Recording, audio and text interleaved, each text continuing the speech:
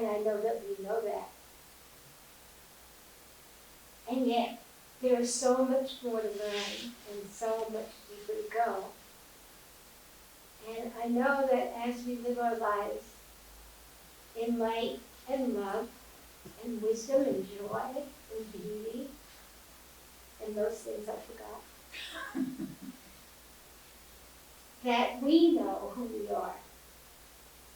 We know we create our lives in every moment. That is why we come to class over and over again, because we change and need to notice what we're doing and how we're doing it. And so we're here. And I am so grateful that I am here with you and with John teaching at this moment.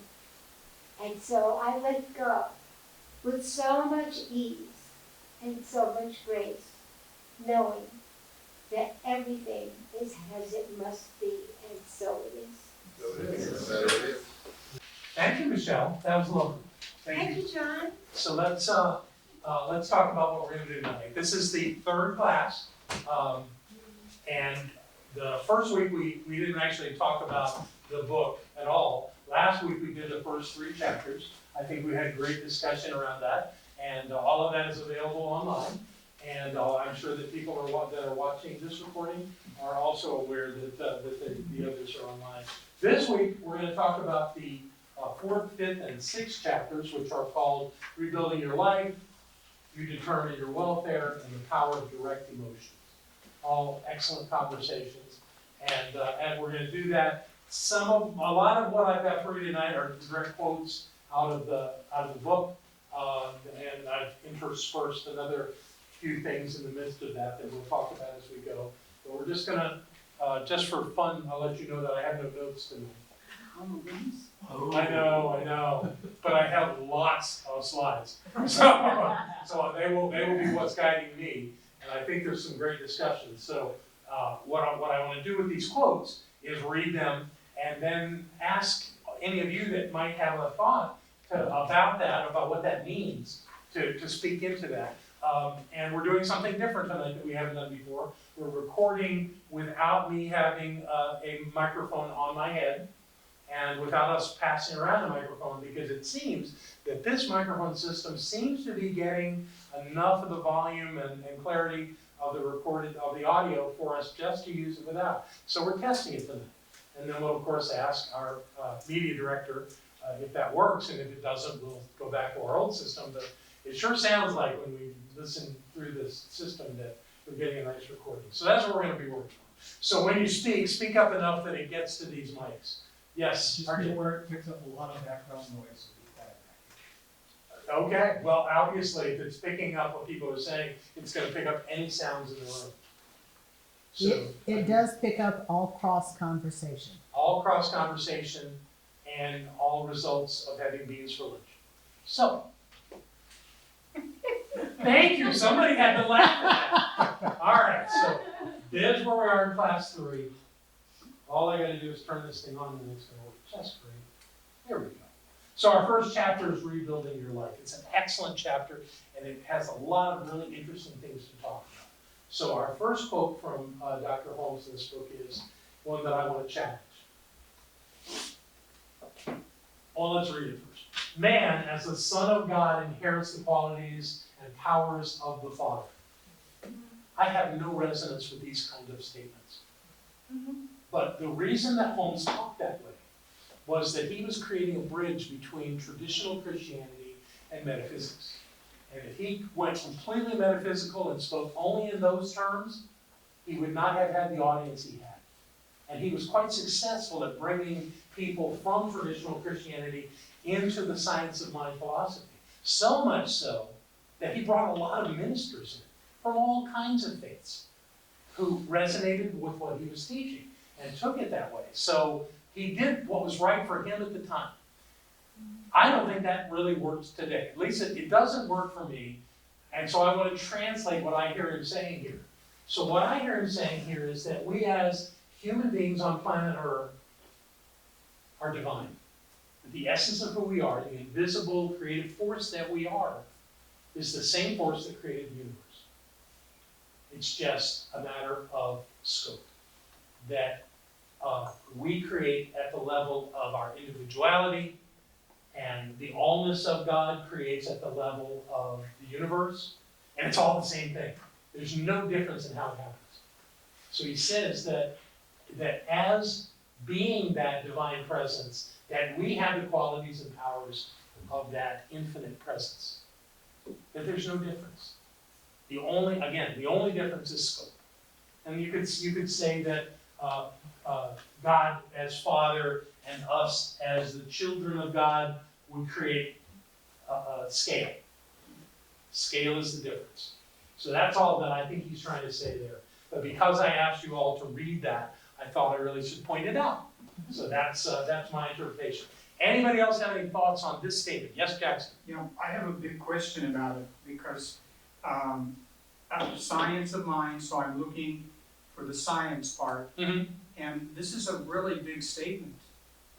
I mean, it's really big. So Yeah. what's it based on for Ernest Holmes or before him, that we assume and we believe that we inherit the qualities and the powers of the big God? Well, he, like all metaphysicians, like to take that statement about the idea that human beings are made in the image and likeness of God.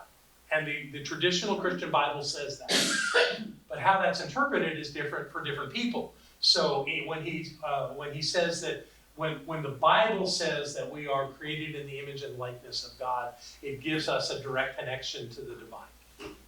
And what I think you find more and more, I think that Jesus in his teaching took it to a higher level than the traditional Judeo concepts that were used. There was a God that was designed that was seen much like, we talked about Spinoza last week, and the way that we interpret the divine is in terms of our human understanding and our understanding of ourselves. So we suddenly see that divine presence as having human-like qualities.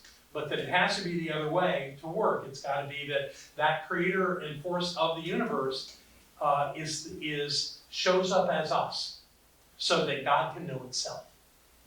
Because if there is no physical universe, how is the divine supposed to have an awareness of itself that it can actually engage in? So if you think about just on this one little planet in a quarter of the universe, having billions of people interacting, all of that is God interacting with God. And who knows how many other life forms there are in the universe. So that's all God having this great relationship with itself. And that really works for me. That idea really works for me, because the outside God tells us something different. That there's this deity, that has human-like qualities, that made us and then observes us and then judges us and then predicts or creates whatever is going to happen to us after we drop these bodies, this heaven or hell one. All of that is kind of made up stuff. To me, what makes so much sense is this idea of an infinite intelligence creating a physical universe where it can interact with itself as us. That makes perfect sense. When first time I heard that, I went, that's how it works. And all that stuff I'd learned in my early years in a very traditional Christian setting didn't make sense. And I questioned it. I questioned it with teachers and ministers. I asked them questions. The one that comes to mind right now is, why is it that I have to be grateful for Jesus before I'm grateful for my own life? Well, that's just the way it is. You've got to be grateful for Jesus. They didn't have really ways of explaining all the things that they were saying were so. This one kind of explains itself. Oh, the divine wants to experience itself. So it creates the physical universe. And it does that very thing. Wow. Consciousness. What a concept. It just really works for me. I don't know if that answers your question, but that was the thing that really won me into this teaching immediately when I heard that. So part of what I get from Holmes is that he's looking for the science as evidence of an expression of spiritual, He says the evidence is the science. And because he says this teaching is provable. but this statement here, so all I'm really questioning is, Mhm. this appears not to be based on science. This appears, because I believe that statement, 100%. But that belief is totally based on faith. Could I have be. lots of evidence why being on a spiritual path brings more peace in my life, more joy in my life, more love in my life. Lots of evidence of that. But I don't have any direct evidence of that. And I'm okay with it as long as part of science of mind is also faith of mind. Right. Well, it is. In fact, he describes, the other word that we use for this teaching is called religious science. And I've always seen the term religious science as being more of an organizational term, and science of mind being the philosophical concept that we have. But he used them interchangeably, so that's just my idea. So he had a very strong statement that I should, at some point in my career, memorize.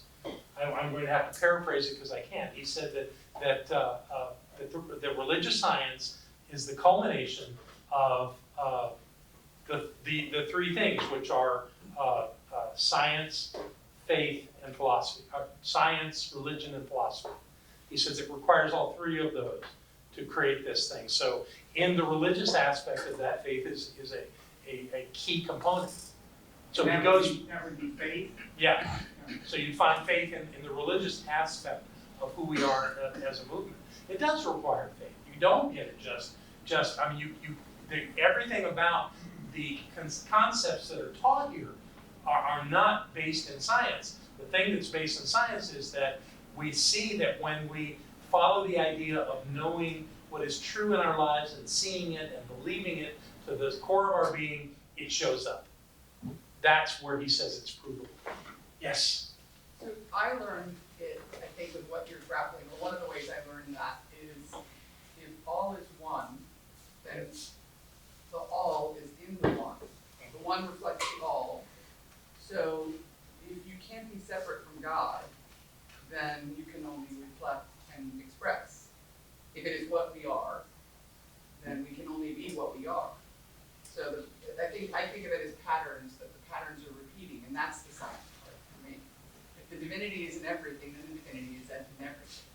And if divinity is in infinite expression around me all the time, then I am a part of that infinite expression, as are you, and technically, not separate from me. Make sure you speak really loud. I was trying. Okay, good. I just want to make sure everybody gets to know what you're saying, because I resonate with what you're saying. My family would say that I never stop speaking very loudly. They're blessed with And that. I would add a thought to what you just said that comes from Thomas Trower, where he says that if an infinite exists, it must exist in its entirety at every point. Correct. Therefore, we are not a part of spirit, we are all of spirit, as is everything else. The part is reflected in the whole, is reflected in the part, is reflected in the whole. Yeah, there's no limit to it. Because some people will take that idea of being a part of God as being a tiny infinitesimal part of God.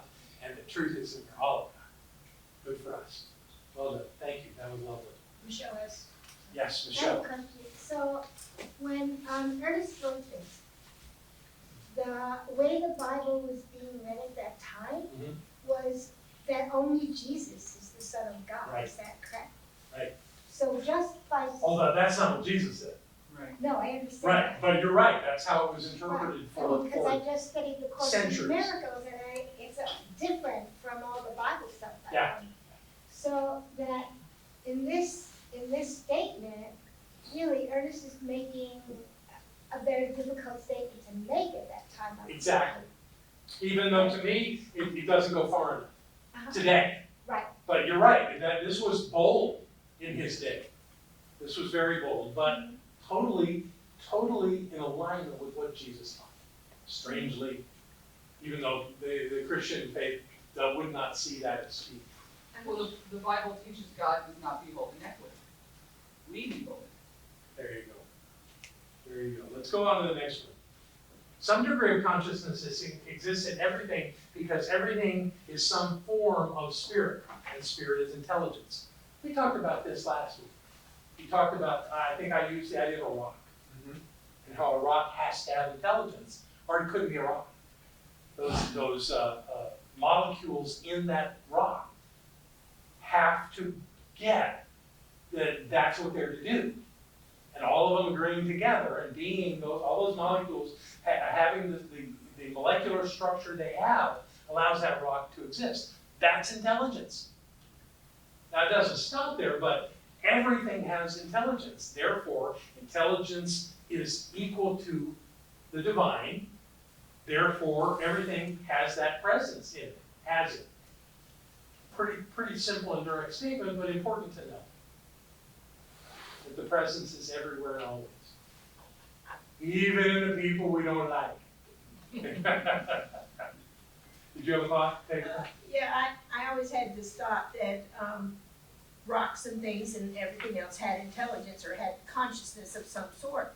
And I pictured this little pebble at the top of the mountain, wondering what it looks like down there. Yeah, It just kept wanting to know. And so eventually there was a landslide and it got down to the bottom and it's like, oh, this is what it looks like. So it eventually created that for itself because it had consciousness too. Honest to God, that sounds like a kid's book. I love that idea. That is a good one, yeah. That's great. And you can turn that into a kid's book. Because most of them in our mind, we want to get to the top of the mountain. Exactly. You just gave an example of wondering what it was like in the valley, Right. which is not something we usually play with, so that's lovely. Good for you. Thanks. Yes, Not to get too far now, you have intelligence capitalized, not to say that the rock is intelligent, but like a prefrontal cortex and all that, but there's intelligence within it and everything else out there, within the molecular structure. we're gonna get another quote that's gonna speak to exactly what you just talked about. I don't know where, because I don't have any notes. All right, you good with this one? All right. Man stands at the peak of the evolution, it's this one. Man stands at the peak of the evolutionary climb.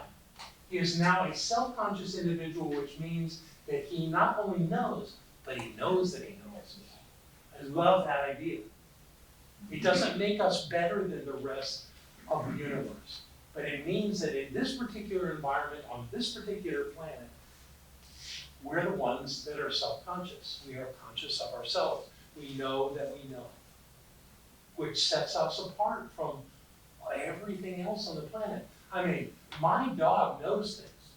My dog definitely knows things, but I'm not convinced that my dog knows that it knows. I could be wrong, but to my understanding, my dog knows when it's time to eat.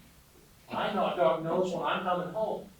You know, my dog knows all kinds of things, but I don't know that my dog is self-aware at that level, the level that we are, which gives us, maybe it's an advantage, maybe it's a burden, I don't know what it is, but it sets us apart.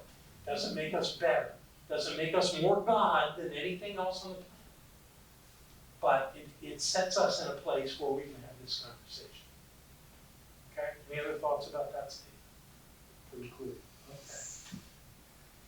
There is nothing in the universe that can hinder your upward climb, your increased awareness of oneness with God, nothing unless you decide not to climb anymore.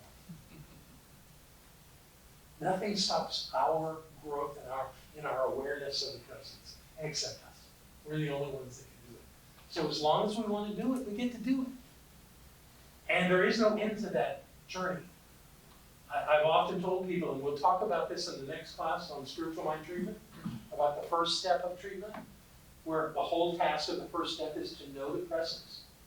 Does anyone ever completely know the presence? I don't think so. I think that we approach it. I think that we move in that direction, and that it's an evolutionary process. But I don't think we ever get to a place where we go, whoa, I got it now. There's still something more to know. And again, we'll talk about that in the next class.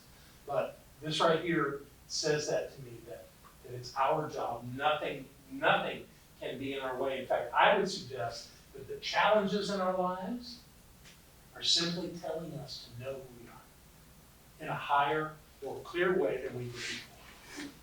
And that if we would look at the challenges in our life that way, instead of going, oh, the burden of it all.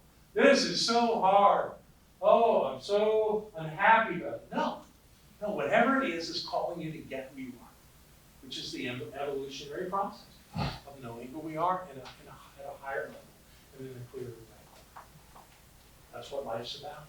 So let's not stop climbing. So I will tell you now that there are places where I bracketed words because I had to play with it to get it to say what I wanted, but I didn't change the meaning of it in doing that. So this one says, qualities at the center of your being are life, love, wisdom, intelligence, peace, creativity, beauty, and joy. Where those words come from largely, and there's another list in here later in one of the other chapters that we're going to talk about tonight, has to do with these words. And although he played with them a little bit, these are basically Trower's words of the attributes of the divine. So what he's doing again is aligning us with the divine, showing us that there's really no difference. You find, in fact, Trower's words were peace, power, joy, love, beauty, and wisdom. Love, light, and wisdom. Yeah, life and wisdom, right? Which the only ones that are left out of that are intelligence and creativity, but I think you can build those into those as well. So, what's that? Power. Power. Yes. Well, and one could say that creativity is Creativity, yeah, gentler. truly our ability to create is where we have power. Okay. So this is what he gave us on page 35 in chapter 4. We're going to see another list that's very similar here down below. Any thoughts on these? Attributes of God. Attributes of you. I gave a talk once called the Attributes of you. Yeah. We talked about how that worked. Okay, next one. The quick and effectual way to eliminate anything you do not want is to disregard it and turn your attention and interest to what is directly opposite. This is his whole pitch on turning away from the condition. One of my favorite things that he taught, turn away from the condition. If something's going on in your life, you don't want that, don't go to war with it, don't make it wrong, don't make it bad. Know that it's there, because it would be stupid to try to deny that it's there.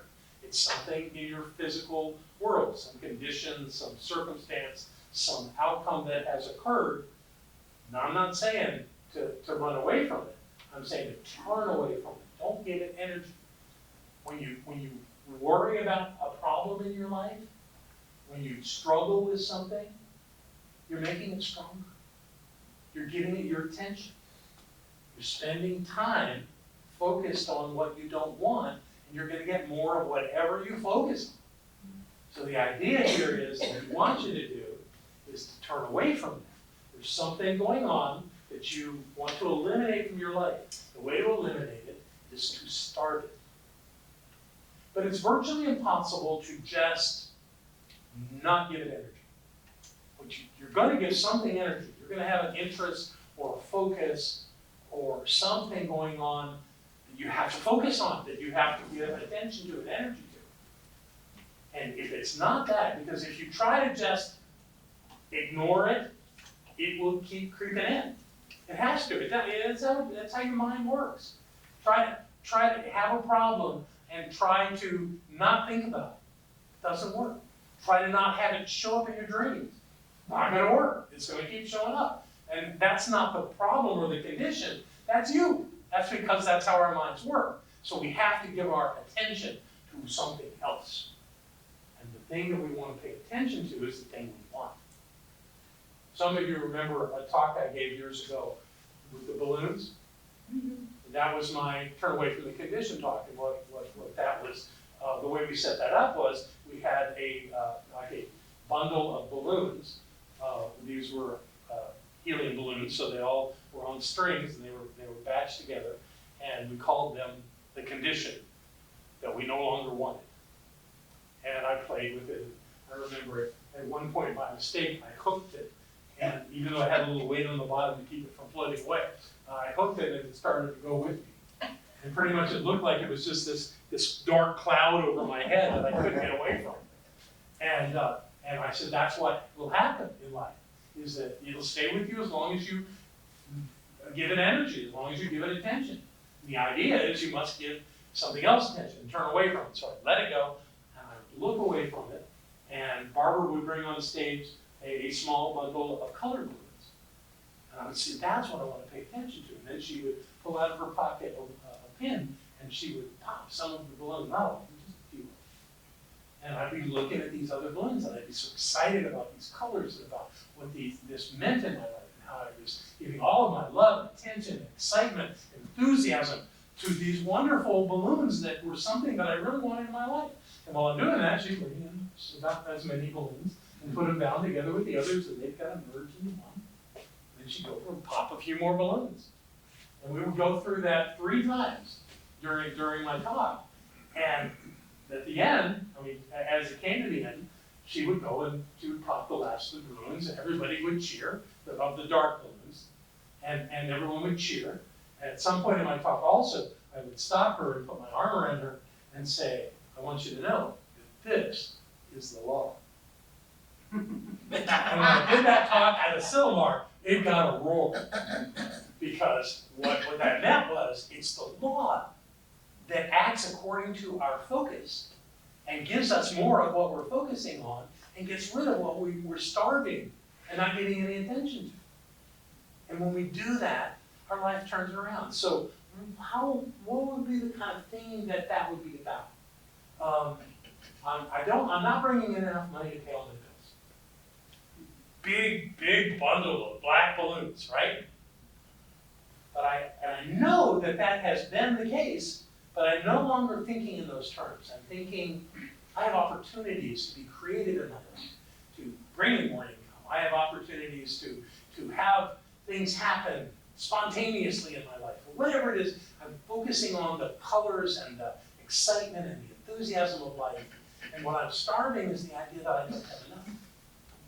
And what ultimately has to happen, because the law is responding to that, is I have to have enough, more than enough.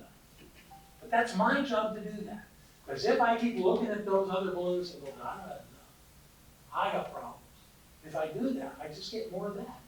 You know, you could do the same thing in a talk and focus on the dark balloons, the black balloons, and have somebody come and bring in more of them, because that's exactly how it would work. The idea is, starve that idea. You know that has been a condition, but it is not the truth of you. It may be the facts. Your bank account may have a certain amount or lack a certain amount in it. And you may have certain bills to pay. Those are facts. That is not how life is created. It's created through your ability to know something different. And that's what he's telling us in this. It says, turn your attention and interest to what you do is directly opposite. And he could also say, turn your attention and interest to the thing that you want. It would be the same thing. Because if you've got you've got something you do not want, obviously what you would want would be the opposite of that. That's where you put your energy. That's where you pay attention. And you do it vigilantly. You don't keep looking back at the problem to see if it's fixed. Put all your attention on making the thing that you want. That's how it works. It's the opposite of the way I was brought up, is you worry about something because it's bad. So this was like, worry is just making it worse, and then turn around and like find the solution. And so many times I've had someone come to me for counseling, and I go, and they've got their story. Oh, their sad story. Things are just a mess, and it's not working out. And my question to them is always, well, what do you want? The question my Native American teacher would always ask, Rocky Bear would always say, what do you want? I'm not really interested in your problem. What do you want? And he was right. And so that's what I say to somebody. And they would immediately say, I want this problem to go away. Well, what's the focus of that statement? The problem. Yeah. Is it going to go away? No. And Rockingham would say, this is like tying a rope around a tree and yanking on that rope and screaming at the tree to let go. Who tied the rope around the tree? It's not going to let go. You got to turn around and focus on the thing you want. And that's what he's telling us here. Yeah, there's still in our history, like these sayings like face the danger. Mm-hmm. And that's really the opposite Well, often it's bold. And the problem that many people face in that model that I just described is they may be able, first of all, many of them don't know what they want. They just want the problem to go away. But it won't go away on its own. There has to be something to replace it. You can't have a void. So for something to go away, something has to replace it. And if you're leaving it to just life to put something in its place, it could be something worse. So you gotta pick what you want and focus on it. But then people will stop at that and go, but I don't know how to do that. I don't know how that's gonna work out. And if that's where people's minds are, and that's the fear they have, they're afraid to focus that way. But nobody's saying you have to know how. The point is to know what. How is not the matter. You'll know how it worked out once it works out. Because there are things that will happen that you could not have predicted. So the thing is to be very clear and focus on what outcome you desire. And not hold it at the level of desire, but hold it at the level of happiness. If you focus on it as I want, then you get to want. So it's got to be that this opposite idea is something that you can see. If you can't see it, that's your work, is to see it, find it. Use your mental capacity of your senses to imagine it, to envision it, and that's how you bring it into reality. All of that is impressing those images and those intentions on the law, on spiritual law. And the result is, that's what you get. How it shows up is it could happen 1,000 different ways. It could happen 1,000,000 different ways. And if you start trying to micromanage how it's going to happen, you're wasting your energy and you're limiting the possibilities. So don't limit. Don't know how. Don't care how. Just know it's so. And act accordingly. And when we do that, it works out. And then what you get along with the thing that you wanted is some amazing story about how it happened. But don't try to micromanage how. It'll just slow you down, get in your way. And make you get little tiny increments rather than just having it flow over your life. Okay, I can talk about this one first. Okay, next one. It is possible that you need to cultivate the quality of love more than any other. There cannot be any foundation for antagonism toward anyone, for God is not divided against himself. Not crazy about himself. But beyond that, this is clearly the idea that love is the essence of what helps us get rid of our separation. When we can love our enemy, they're no longer our enemy. Now that doesn't mean that we need to put up with everybody's foolishness. Some people have it by nature, they lie or they lack the ability to function in a normal way at whatever level, however. I'm not saying that we love everybody and let them move in, but we love them because loving them neutralizes whatever's in the way and lets us just be okay. And of course, the great tool of loving someone who otherwise we're very aggravated with and suspicious of and unforgiving is to suddenly forgive them. Again, not to say that we're, example. So somebody says, I really, really need $100, I'll pay you back next week. So I give them $100. Next week comes, they don't pay. Next week comes, they don't pay. And I go to them and I say, you borrowed $100, you said you were going to pay. Yeah, I'll get it to you. Another week. Well, let it go. Forget them. They couldn't make you give them the $100. You did it because you did it. You chose to do that. And I'm not saying get mad at yourself either. Accept that $100 is gone. Accept that this person is being true to their nature. They're going to make promises they can't keep. Love them. Love them the way they are. But don't give them another $100. No? But if you make them wrong and and stay in that place of wrong and you judge them, the only one that loses in that predicament is you. And me when I do it. And I do it. I still find myself in that predicament. And I have to remember this. That antagonism that I would feel because somebody did something is my issue, not theirs. And I gotta work it out. And the best tool I've ever found for that is to recognize that everyone is true to their own nature. If somebody lies to you, accept that that's their nature. Don't call them a liar. That's diminishing them. They're as much the presence of the divine as you are. But they have this tendency. Okay, so what do you learn from it? That chances are they're going to lie. And the thing to do is to know every time they say something, it could really be a lie. And just don't buy into it. Don't call for it. Don't suddenly live your life as though, I see people do this. He lied to me again. I'm so angry. Well, of course he did. He lied to you before. Why did you think he was going to change? He's not going to change. Obviously, this person is important to you. So love them. Love them and know that they lie. How hard can that be? You know, oh. No, that doesn't get you anything. Just know who they are and accept that. Yeah, exactly. But, you know, no one's saying forget that that's their nature. That's helpful information.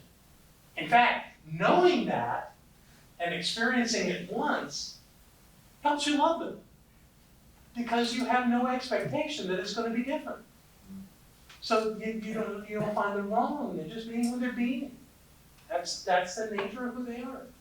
And you're going to be okay. You love them. I have one of those going on in my life right now. I would say. Can you love them at a distance though? Absolutely. You might need to. You might need to love them at a difference. But there are times when it's more problematic to try to do it from a distance. Because I got somebody in my life that came to my home and insulted me repeatedly. It really pissed me off. How dare you come in my house in front of people that I love and say things like that about me? I was really upset. And then I thought, and what are you getting for being upset? You're going to create other problems by being upset. You're going to create other problems by going to war with this person or by whatever. So I'm realizing that doesn't mean I can't have a conversation about it and really encourage them not to do that again. May help, may not. It's maybe their nature. I don't think it is. And it's somebody who is going to be in my life. It's just the way it is. But it's important for me to speak my piece, to know that I'm not pleased by that, and that it could be a problem if it continues. And that's enough information. And let them do what they do. They get mad at me, they get mad at me. But I gotta do it for me so that I don't become the floor man to get stomped on. I just don't play that game. But at the same time, I love this person. And I want to have a loving relationship with this person. And I think normally I do. I think this one just got out of hand. So that's my answer. It's really about that. It's about not living in a place of antagonism. Because what do you get from that? More antagonism. Exactly. If you're looking at a situation and you're antagonizing it, you will get more. You'll continue to spiral down. And who does that help? Nobody. Okay. Another one that goes into the child of God thing. You're a child of God, and therefore you should have a very high opinion of yourself. No foolish self-conceit, but a reverent understanding of your wondrous relationship to God. I would say that because the divine lives within me, I should remember how amazing I am. No foolish self-content, but a reverent understanding of the wondrous presence of the divine in the oneness of all. Now, let's look at the next one. Let's make sure I get this right. Yeah. So what I would say about this concept is that it's very important to do exactly what he's suggesting and having a high opinion of oneself. But what good is a high opinion of oneself if you do not hold all people with a high opinion? Because where do you draw the line here? I'm God and you're not? Oh, please. I'm God and I'm better than you even though you're God? The presence is everywhere, in everyone. It is the essence of everyone. So, you don't stop at yourself, is the only thing I would say about this. In fact, I have found when I am challenged by someone's personality, it's a good time to remember that divine presence is in there. And even though it may not resonate extensively in how I receive their information, it helps me to remember that they're God's. And I do the same thing with conditions. I learned that from a colleague when I was out at Silmar in Northern California, and we were struggling, the team was struggling with some concept, and one of us in the circle said, you know what, that may be so, and still God is all there is. Oh, yes. So if we're going to believe this thing, the more we can make it absolute in how we experience it, the better off we're going to be. Again, that doesn't mean that we need to be stupid and be abused by anybody or continually have the same problem with another person. We can manage that without denigrating them. We can find a way. Any thoughts on this one? Okay. See what else we got. Believing we know that universal spirit, all wisdom, is now making known to everything you need to know in order to make right decisions, correct choices, and proper plans. That's a good one. If we are the presence of the divine, if that infinite presence dwells at the center of our being, if it is the true essence of who we are, then we must know everything. Now, not at a conscious level, that's unreasonable, because our minds are not designed to know infinitely everything, all of us. We leave that to that creative force that actually is in charge of the universe. But in a matter of scale, we have access to all information. Now, the thing that makes that work for us is if we know it, and we accept it, and we believe it. If we know that we have access to all information, then we use our intuitive sense to bring it into our conscious awareness. So, there are lots of things I can't know right now, at this moment. I don't consciously know it. But if I am open to knowing it, and I let down my guard and my resistance, and I step into a state of receiving, that information will come to me. Maybe it will come to me intuitively, the answer will pop into my mind. I've had that happen so many times.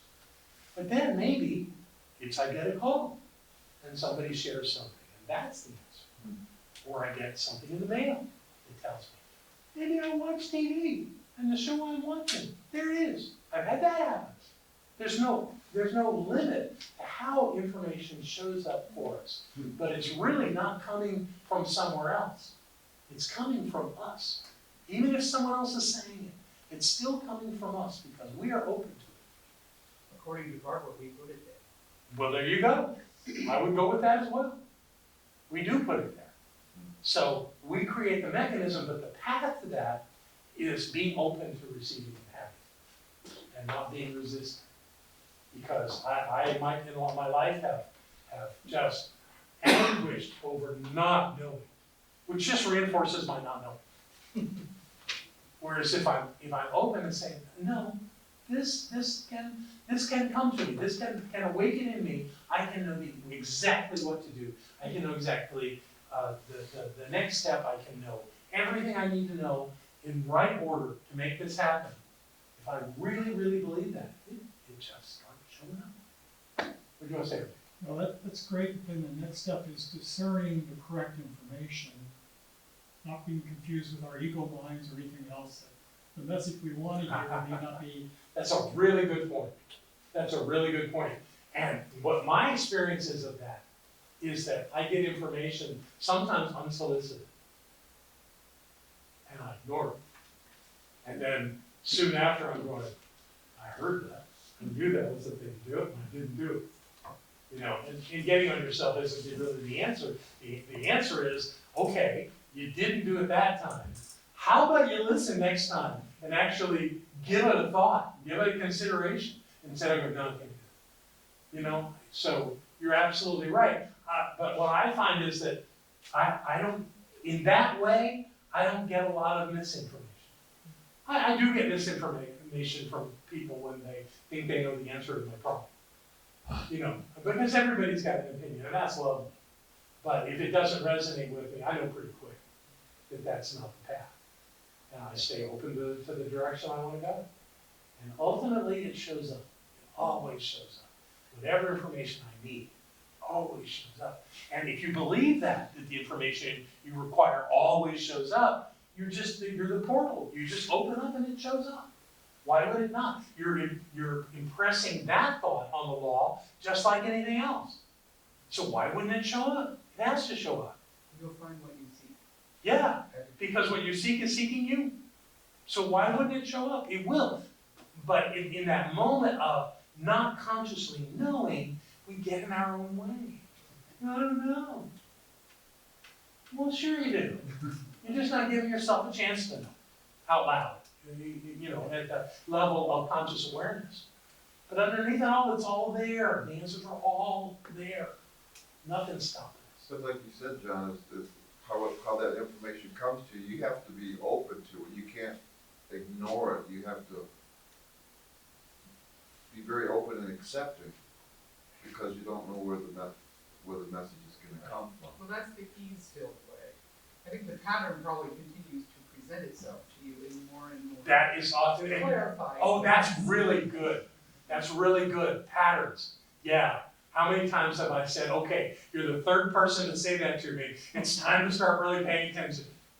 You know, because there's something trying to get your attention there, and it's not separate from you. I believe it's a higher sense of ourselves, a higher consciousness that's kind of, come on, get it, you know? So yeah, there's all kinds of ways. And the thing of all of it is be open to it. Don't just put things down. Don't just say no. Consider things. Yeah, when I was working, I used to fight my intuition. Like I'd be a new customer, whether to mow the lawn or not. And this one time it was like, my intuition comes and said, don't do it. Don't take on this customer. And I said, why? It's very nice. It's got a nice house, got a car, da da da da da.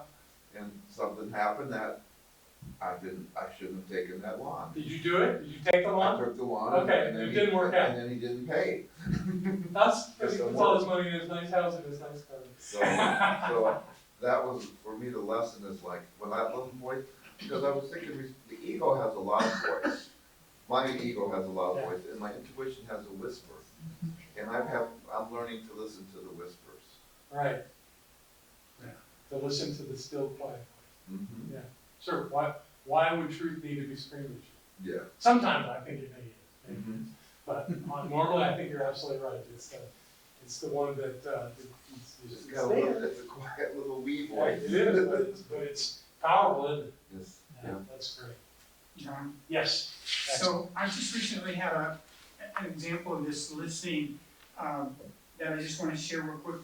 I'm in a Course in Miracles study group, and in the late spring, we were on a section about no decisions, not making decisions, and that means being still and listening. So I've been practicing that, and I have a new friend, 3 years I've known him, that I just love, and I can see his goodness and his godness, but he's just habitually the victim, and he has no friends, he thinks, and so I am the listener, and I listen to it, and the worst thing about it is it's like, that's me just a few hours ago or a few years ago, and I So I knew I needed to talk to him about it, because anytime I'd say, would you wanna look at it a little differently, he would end the conversation and wouldn't be in communication for 5-7 days.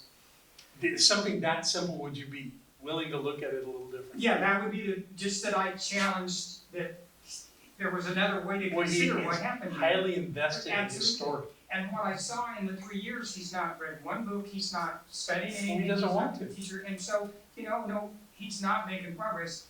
And I end up having to sit on the phone, I could lay the phone down and go do things, But you don't have to. Well, that's the thing, because I decided, I didn't decide. That's the thing, I didn't decide anything except, right now, that work in the course was about no decision, but I knew I wanted to have a conversation with him. I wanted to somehow limit the amount of time that I was investing in listening to everyone was the same story, just him victim. So before I called to have this conversation, I'd already got 3 good examples and I could go through them and all that. But now before I talk to someone, I just sat in stillness and I listened. And I just listened and I just listened.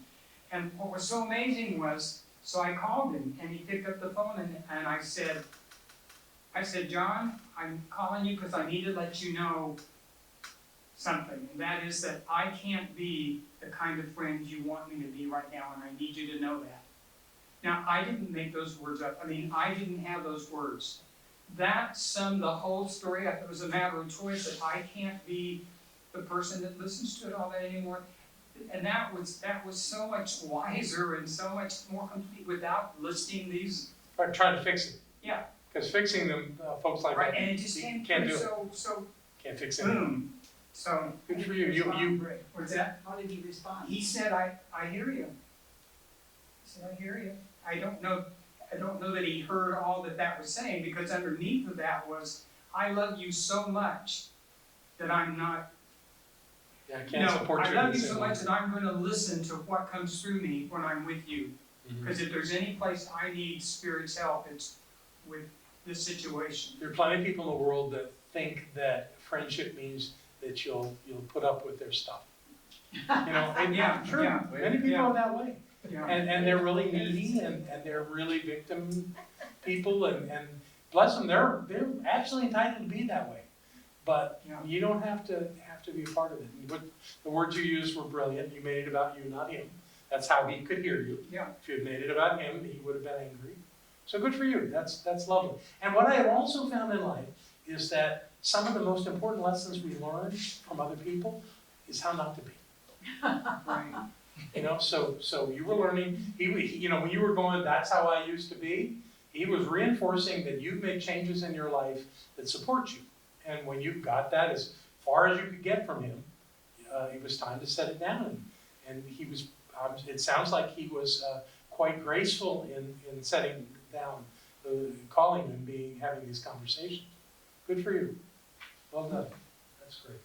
Well, why don't we just take a break here? And we'll come back and do some more. Where I want to start here is the idea of hidden beliefs. There's not much to say about it. I've already talked about hidden beliefs in these classes. The idea that if I said to you, what do you believe, you could not make me a list. Because most of those things are hidden in your subjective mind. You've accepted them as being so, but long since forgotten that you accepted them. If you were reminded by some event, you would remember instantly. But in the meantime, you don't know.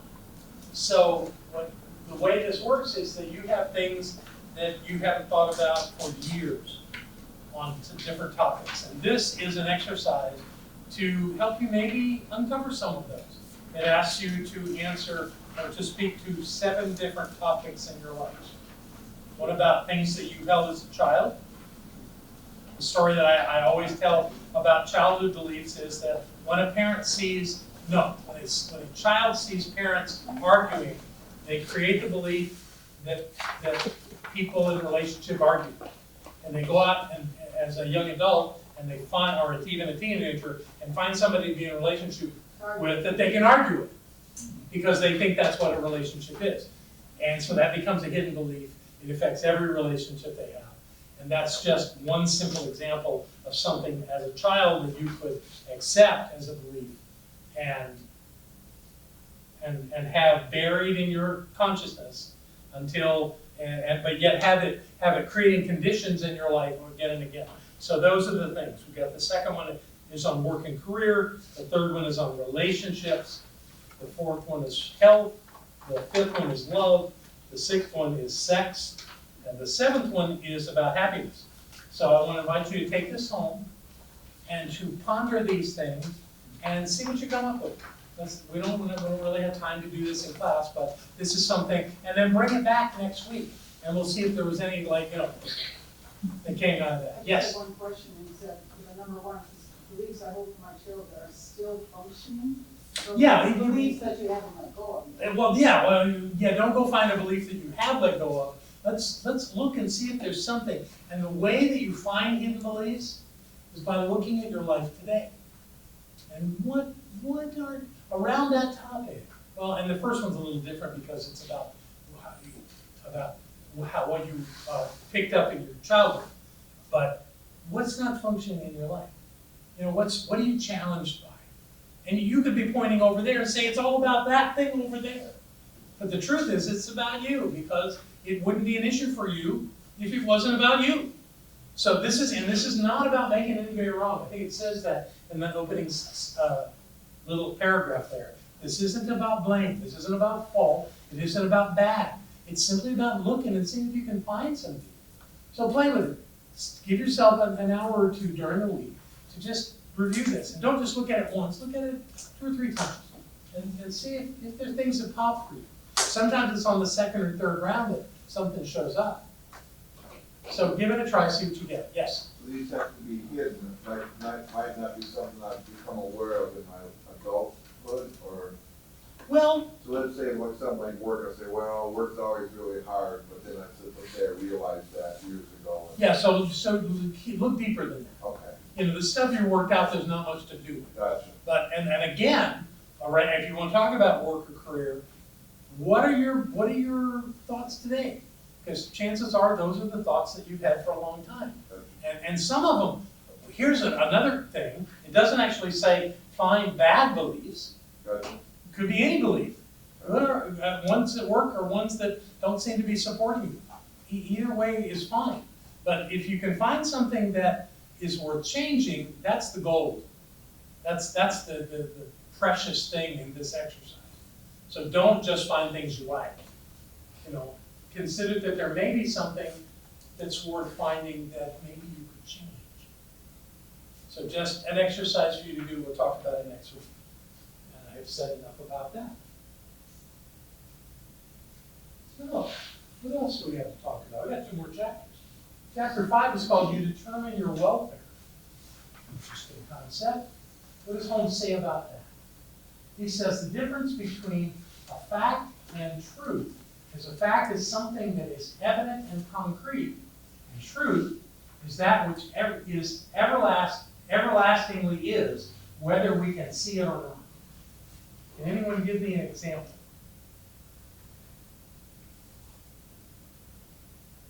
You're God. That would be a truth. That would be a statement of truth. Okay?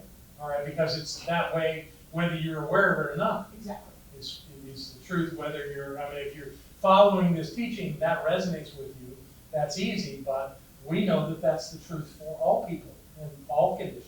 Right. Right. So that's truth.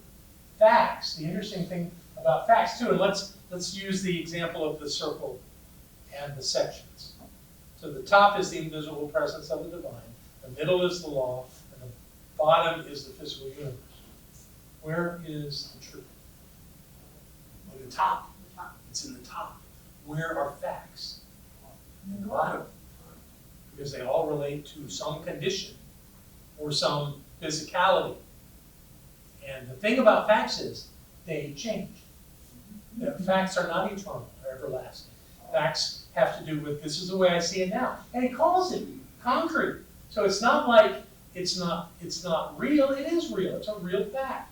But it's not the truth of you. It's simply the condition, defining some condition, some statement. Do you want to say something? Yeah, just a clarification for me. What does welfare mean? We'll get into that. It's not being on the dole. So that's what it means in this context? It does not mean that in this context, Okay. okay? So, we'll get there. Yes? When someone says science proves something, Mhm. is that a fact or is that a belief? Because people are arguing about what science proves, Mhm. and I feel really frustrated about those conversations. Anything that's dealing with the physical world, and most science does, unless you get into quantum mechanics or metaphysics, everything else really is dealing in the physicality of life, the physical world. Therefore, science lives in the bottom of the model in effect. And what it's doing is it's proving the laws of nature, which are not about truth, they're about the reality that we live in. You know, gravity is not truth, it's an element of the physical world. So it's a fact. It's a fact that that gravity holds us and everything else to the planet. That a sphere in rotation and in revolution has this energetic field that we call gravity. It pulls things back to it, keeps an atmosphere in place. That's all physical. So that's not about truth. Truth is all about the top of the circle, about the essence of the divine. And there's not a lot of things to say about it. And there's not a lot, I mean, you could probably rephrase it a number of ways, but it comes down to the same basic stuff. There's only one thing. You know, and that's where those statements of truth are so universal and so lofty that sometimes they need extra time to ponder and such. Where a fact, you go, well, that's just the way it is. There's gravity. I'm here. You know? So the elusive one is true. And the easy one, especially for people that works mostly through the senses, are facts. Give me facts. Tell me what the facts are. You know? I can understand that. It's logical. But the thing about facts is that they can change. You know, it's like gravity is not an absolute. You get enough high in the atmosphere or out of the atmosphere, and gravity goes away. It's not there. So it's not a truth. It's not omnipresent. And I was just going to point out the same thing, because that was my confusion, is that facts change. And when you read something and somebody says, I believe the science, well, science is just one person's opinion, it's not necessarily. it's where we've evolved to at this point in understanding. But it changes. Right. I mean, you can see in this pandemic how the science keeps changing. Right. Therefore, it's all facts. Plus, you get one scientist over here, one scientist over here saying X exactly how. Right, they have different opinions, Science, which proves that it's really, even though they try to base it on evidence, that it still requires opinion. And it can be inaccurate. Of course, it's Or out been, of context. of course, at any point. Ruben, what do you It's say? all on interpretation, right? So we have a debate about science. We look at something that we consider a fact, we take the evidence, and if 17 different people think different things about it, you have 17 different versions of the same fact. So what you end up at one point is when you find a new piece of evidence that makes them all say, oh, this is the way to look at it. Occasionally that happens too. Right. Like when human beings figured out the earth was round. Right. And then you get There's that still point. people who think. it's Yeah, so I've heard. But you know, those people are just messing with us. So the psychology, just to use an example, all the psychology, none of it is truth, it is all fact. Yes. And I actually said that to a psychology class I was teaching at the University of North Carolina, and I had gasps in the room. I can understand that because I'm having this is no different for me because I studied economics, so I always think of it as truth because someone will say, well, we don't agree with that, and I'll say, no, this interpretation is the truth. And so now I'll have to wrestle with this one in my brain. Good. Have fun with it. Enjoy it. It'll be a good tussle. Because for a truth in the economics I studied, that one of the I consider the truth so now is that all human beings act to remove a feeling of uneasiness. Well, are there not psychotic people that seek the one that Jackson was talking about? That guy doesn't seek to remove uneasiness. But He thrives on it. But that's what he acts because he's uneasy with a certain situation, because if he was completely 100% content, there would be no action. You are at complete 100% peace. Right. No, you're just tranquil. I don't have to move. I'm just totally satisfied. You know, that's the Buddha under the Bodhi tree. Yes. You know, how many of us get there? You know, so I but we, haven't been able to find a Bodhi tree. yeah, Well, you have to take a beach or a wall. This is an important piece of the metaphysical puzzle. Okay. Understanding the difference between truth and fact. Okay, good. I could spend all night on that. Let's see what else we got. Your belief is all that lies between you and your freedom. Clever statement. Your belief is all that lies between you and your freedom. Meaning that many of our beliefs are restrictive. Many of our beliefs are about containing something. And that when we hold those kinds of beliefs, we're not really free. And in most cases in the world, our freedom is really about us. It's also dominion, what lies between you and your dominion. What limits There, I like that too, sure. your ability to express your divine. Okay, moving on. Unless you are developing habits such as cheerfulness, gratitude, and an expectancy of good, you are not taking advantage of the exceedingly valuable aspect of the law of mind, which is always ready to accept whatever you insist on. So we're starting to get into the idea of emotions here, about how we function in our way of being energetically in the world. And the three that he points out in that particular section. You can see I've got it bracketed because they were part of this statement. He had talked about them in the couple of sentences before.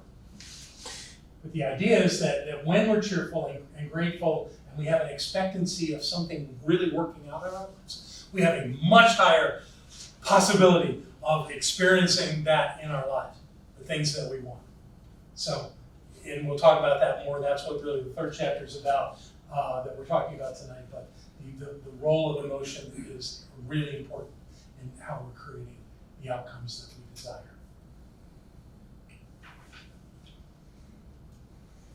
Thousands of memories, yes, from childhood and later life, whether or not you recall them, are stored in the subjective part of your mind. In very large measure, they are what color your life today. That's Holmes' way of saying it, and it's what we're talking about with the hidden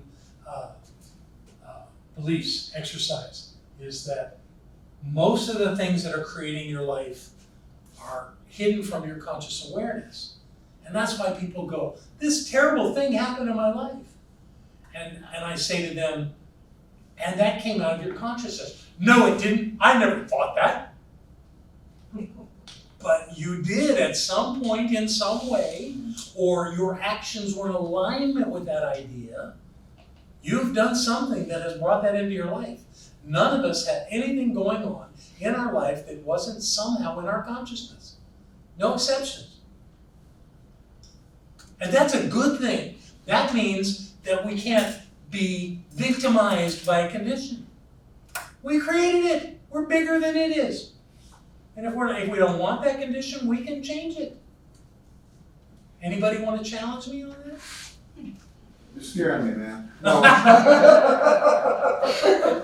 think also, rather than creating it, we're learning lessons too. So Well, sure, because all of the challenges in our lives are just about waking up to who we are. Come on, guy, wake up, get who you are. Don't you remember? You're the presence of the divine. You're bigger than your bank account. You're bigger than your the condition of losing a job or wrecking a car or anything else. You're bigger than that. And when we remember that, it minimizes the challenge and sets us up to have a better situation. And when I've asked groups in the past, when you've had something really, really challenging happen in your life, can you think of a time like within a year of that, where something amazing happened to you that changed everything. Most people can find that. Most people can find, if they do a timeline, and the first thing they write down are when did the worst things that happened to you? My partner died. I found out I had cancer.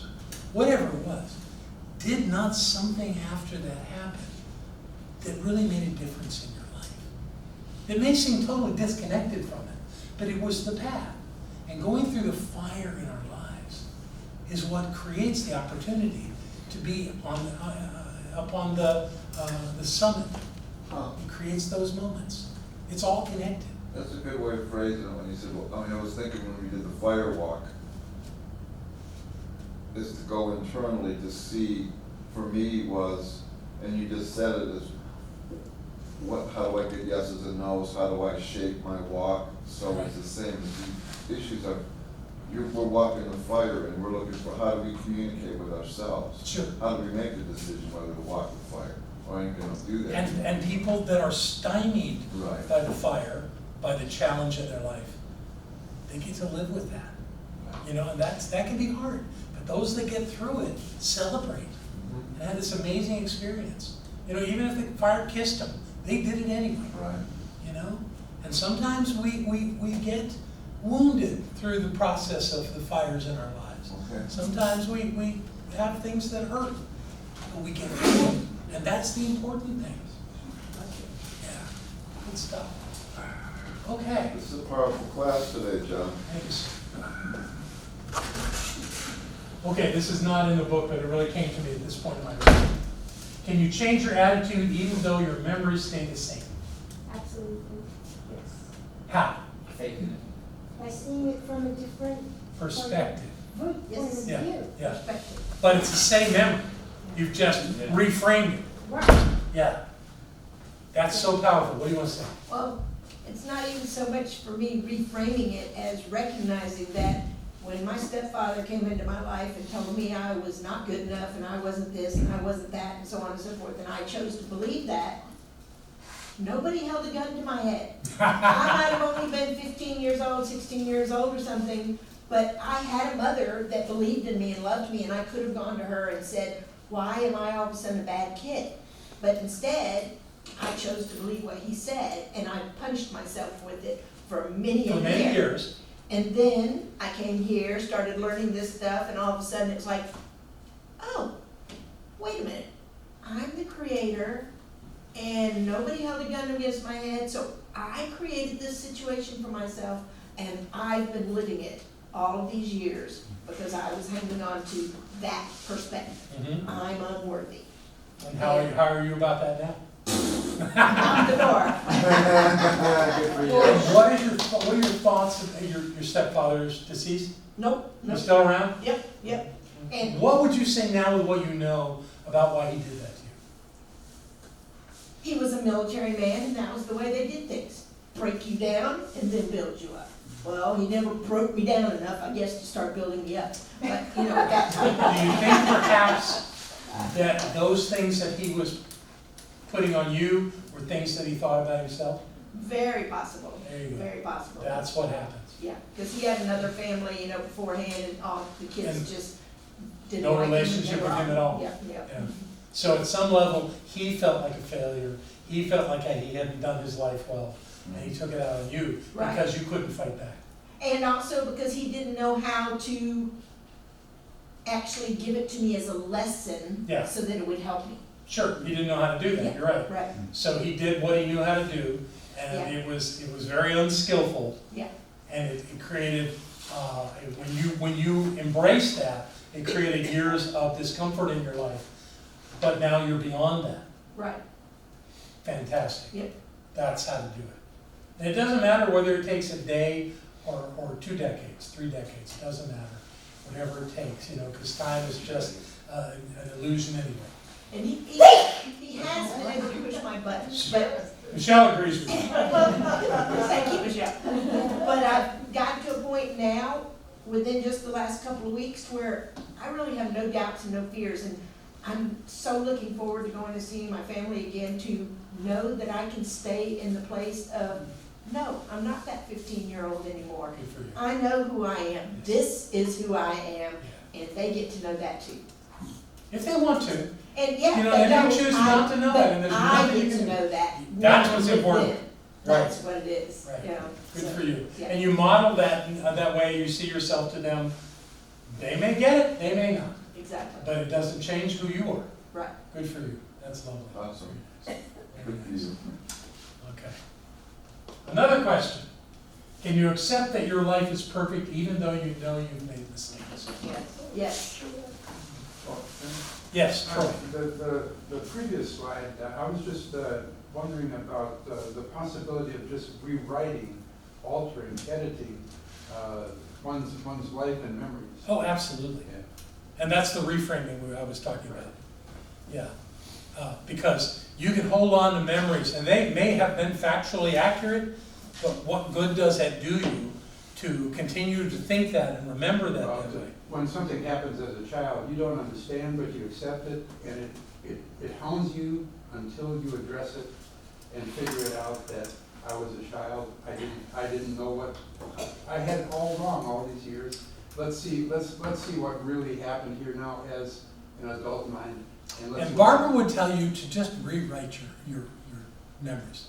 She has Just many times. rewrite it, They're recreate not them. happening right now anyway, so it Yeah. could be anything you like. Sure, it's chances. The truth is that memories are fluid, and very malleable.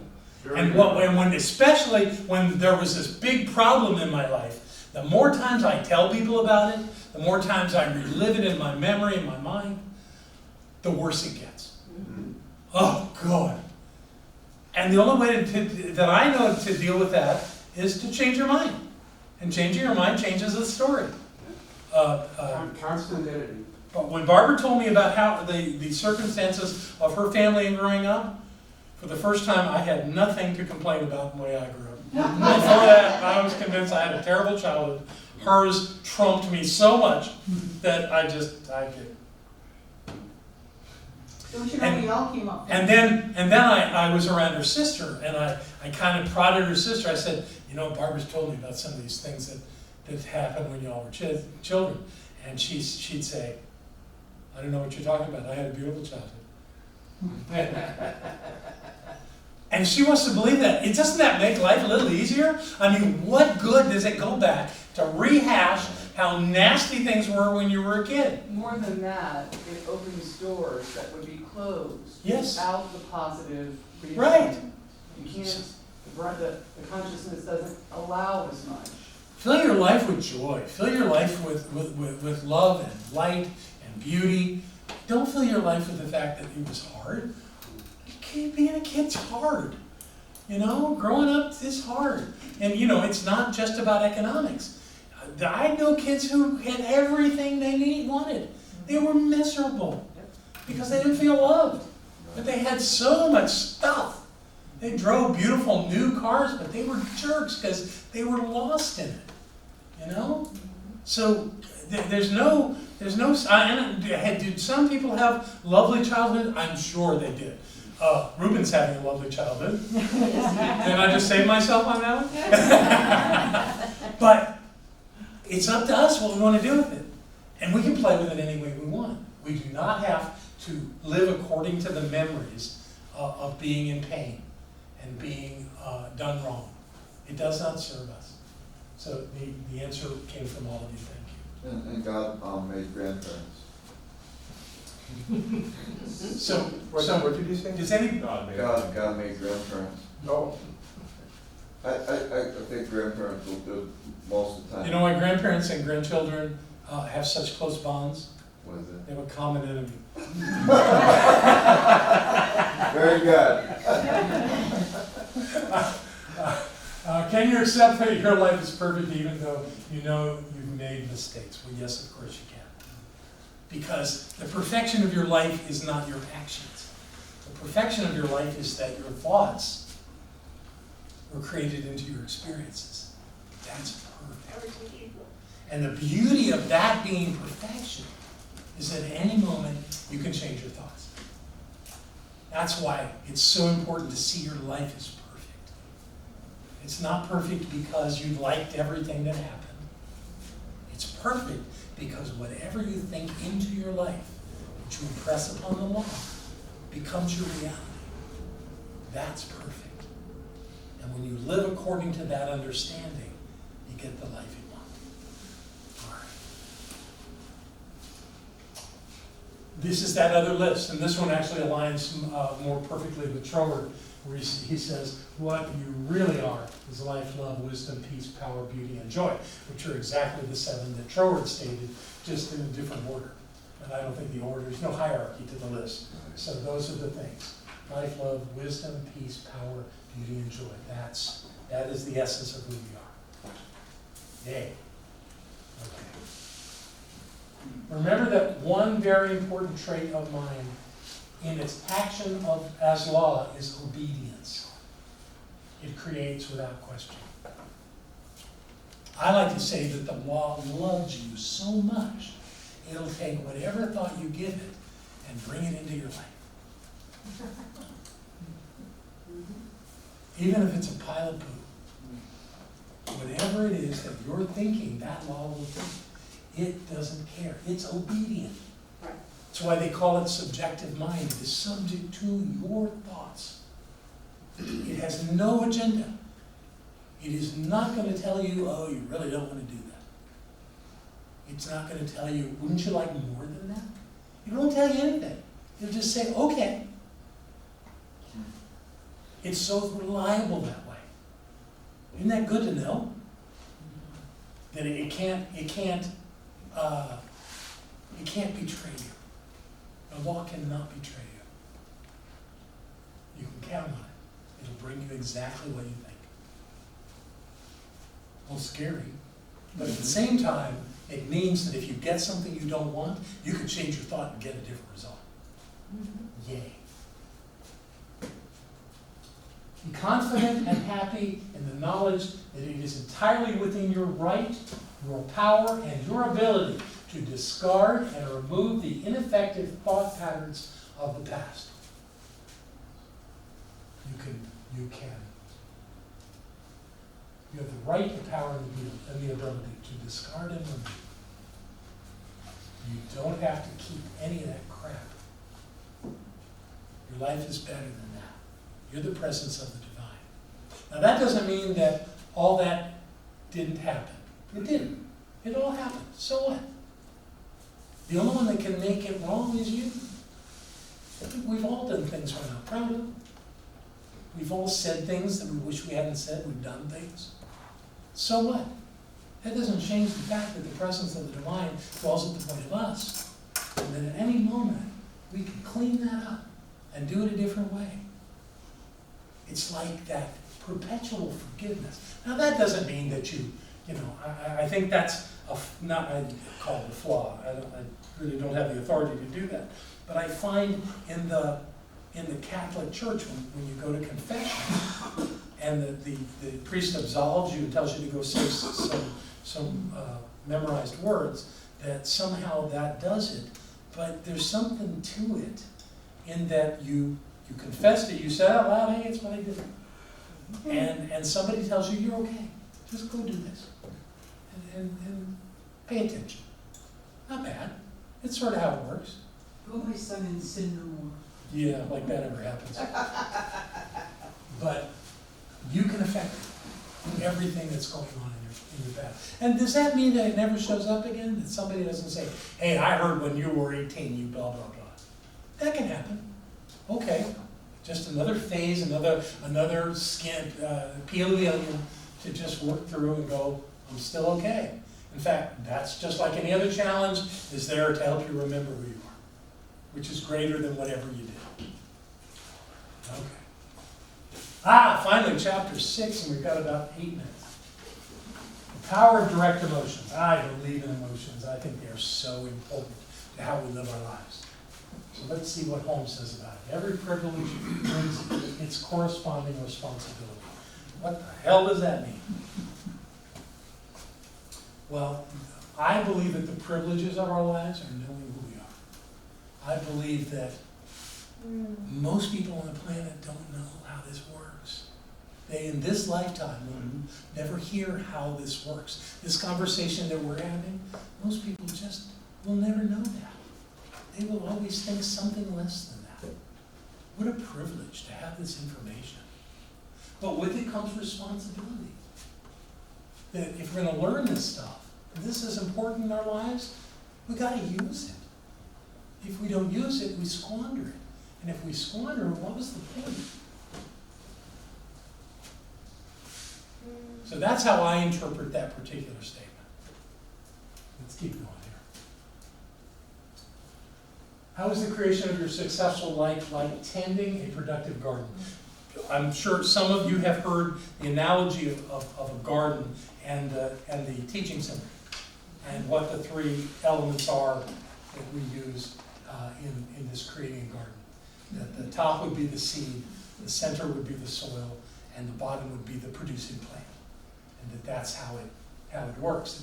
It's kind of a rudimentary example, but we've been using it as long as I've been involved in science of mind. But this looks at it a different way. Successful life in a productive garden. And this is a point he makes in the book, and I've extrapolated a little bit, but let's look at it. Number one, get your soil ready. And that's the soil is your environment. That's the environment that you're actually planting your seeds in. Is your soil conditioned? Is it healthy soil? Is there a lack of contaminants in the soil? Is the soil ready to receive the seeds you want to put in? Important piece. Whoa! And here's a quote from the book about that. When you are poised, calm, at peace, filled with happy expectancy, serene, trusting in the fulfillment of the highest good, you are ready to do your spiritual planting. So, what he's saying is being happy, expectant, peaceful, calm, serene, and you have those elements in your consciousness, you've got a fertile environment for your seeds to germinate, your ideas to germinate. Now, the second one is you choose the right seeds. And your seeds are the thoughts that you put in there. So the seeds have to be well chosen. And what he says about that is, whoops, I guess I lost that one. Okay, then the third one is you plant them. Oh, I know I moved it. You plant them, which means you believe that these things, these thoughts that you have are true. There's a point of where you think a thought, but you still have a choice as to whether you believe that thought or not. It's when you believe it that it's impressed upon the law. It requires belief because, and I'm not saying it's not possible to create with just a thought, but my experience is that once a thought moves to a belief, now it's ready to burst into something. And that's when the law takes it. Then the final one is you give the garden the right care and attention, which to me means paying attention to what you're thinking.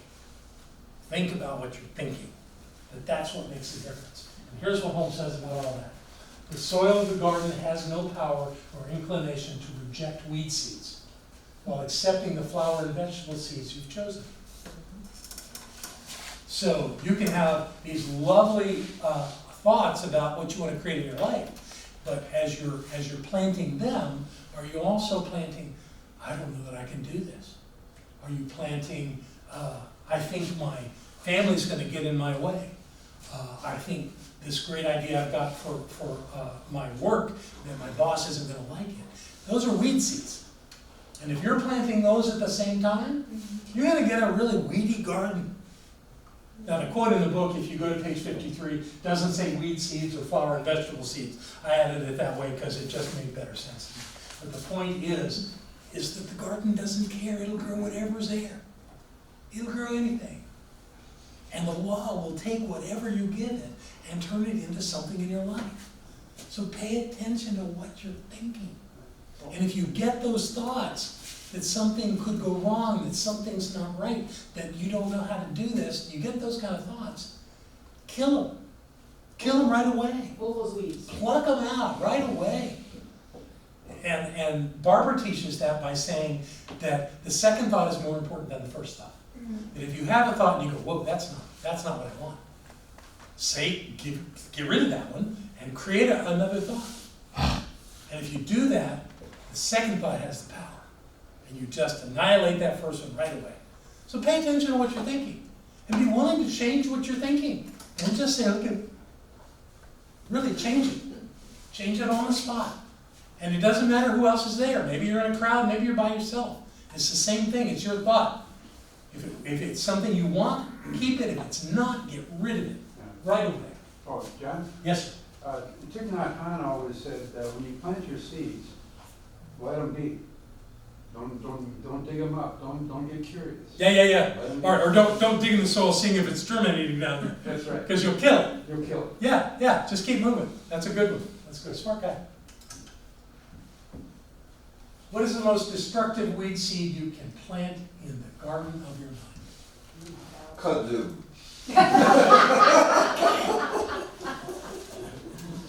Anybody want to take a shot at that? What's the kudzu of the brain? That's a great way to say it. What's the kudzu of your mind? Of your thinking? Doubt. Would be done. Limitations. I can't do it. Let me share my idea on this. And it's pretty close to that. Page 54, it says, you may have a sense of self-condemnation, which thwarts your efforts toward happiness and success, and keeps you so disturbed that your highest efficiency is impaired. Self-condemnation. Anybody have an internal judge? The host. That's the worst weed. That's the worst weed. If you still, and all of us have it at some point. Congratulations on not having it now. But you had one. Oh, yeah. Yeah. Because when you don't believe in yourself, what do you have to believe in? When, how can you believe in someone else? Like, how can you bring love? So many elements here. So I have a solution for you. I'm going to share with you my personal pledge to myself. I came up with this a bunch of years ago, and it has helped me out of binds like you would not believe. I no longer indulge in the debilitating act of self-judgment, which in the past I used to deny the absolute perfection of my life. Instead, I accept and embrace the beauty and magnificence of my life right now. This was part of an exercise that I did. I did it with a group of 5 people, and when I read that, I sobbed through the whole thing because for the first time I realized that I was doing that. That I had an internal judge that was brutal. It was on me all the time. It was never good enough. It was never going to work out. And when I saw that and let that go, it changed everything. So here's the formula for that. I no longer indulge in the debilitating act. That is a brilliant statement. I no longer indulge. When we have a debilitating act in our life, when we do something that puts us down, we indulge in it. Your friend was indulging in it. Blaming other people, but still indulging in the idea that something wasn't working in his life, that something was constantly wrong. That's an indulgence. It's just an indulgence. There's no other way around that. So you fill in that blank. What is that indulgence? For me, it was self-judgment, self-condemnation. I mean, you can really put anything you want, but I don't know of any higher thing to clean up than that. Which, in the past, I used to do what? What did I do with that? How did I use that in my life? What did I do that was indulging that? Clarify that. Understand what it is you're doing. Explain it to yourself. And when you've got it, because you've just negated something, now you got to fill in the blank. You got to replace it with something. And that is, instead, well, what do you do? What do you got? What do you believe? What's the thing now that replaces that to make sure life works? So I invite you to take that and really use that in your life. Really say that there's something that I have let go. See, I no longer do that. I remember it. I know it happened, but I don't do that anymore. And when I got a hold of that and really used that in my life, there were years I read that to myself every day. Can you flip it back to the original? Yeah, but I don't want you necessarily to copy mine. I want you to be really clear about what yours is. Because I found in my life when I copied somebody else's pledge or somebody else's purpose, that I would play with it as long as I could, and then I had to let it go, because it really wasn't mine. I wanted it to be yours. Let it be yours. Oh God, I gotta go. Let's get through whatever's left here. If you are to be in control of your life, you shall have to assert control over your emotions and keep them under the guidance of your clear thinking, which can be divinely guided and inspired.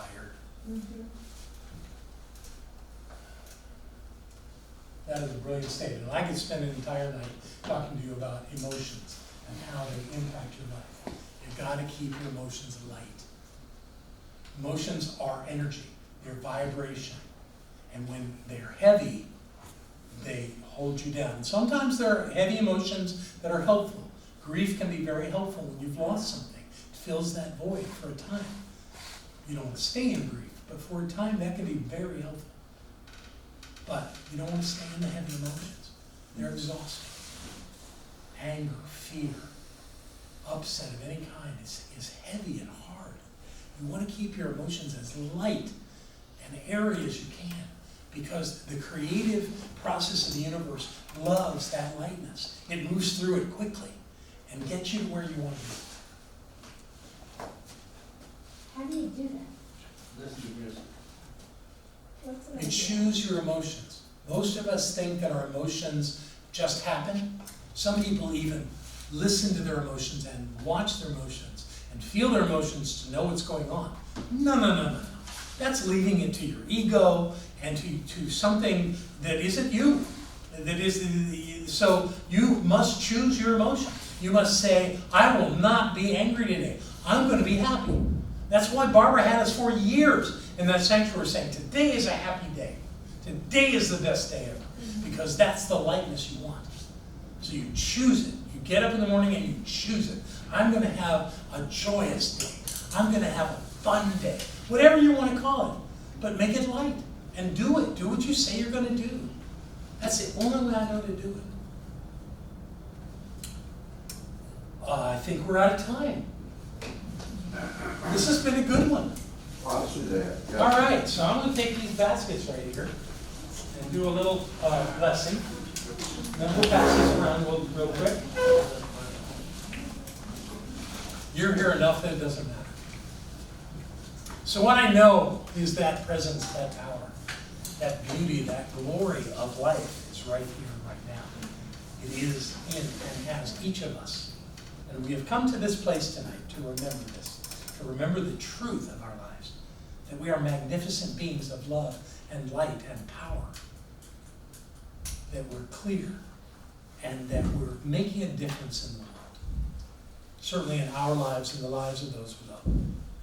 And knowing that that is so, with great joy, we complete this class and invite each one that chooses to support this center financially, energetically, and enthusiastically at every level. We let that be so. And knowing that it's so, in every way, in gratitude and love. Together we say, so it is. Let's just kind of hold the energy as this goes around.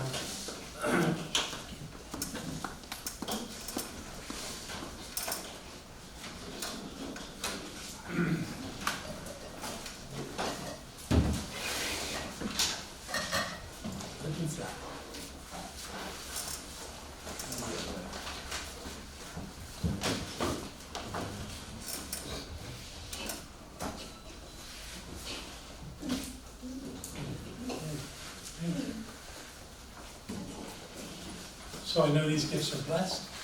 They're blessed because they come from you. You're my class. I love you. I'm grateful for you. It thrills me every time you walk in this building, every time I think about you. And I am so grateful for your continued support and your continued participation in all that we do here. So I know now that we move on to whatever's next, mostly going home and relaxing and calling it a day. And I know that the energy of you is always here. And love is always alive in us and all around us. So we let that be true for us right here, right now, and always. And so it is. Thank you all. Have a fantastic day.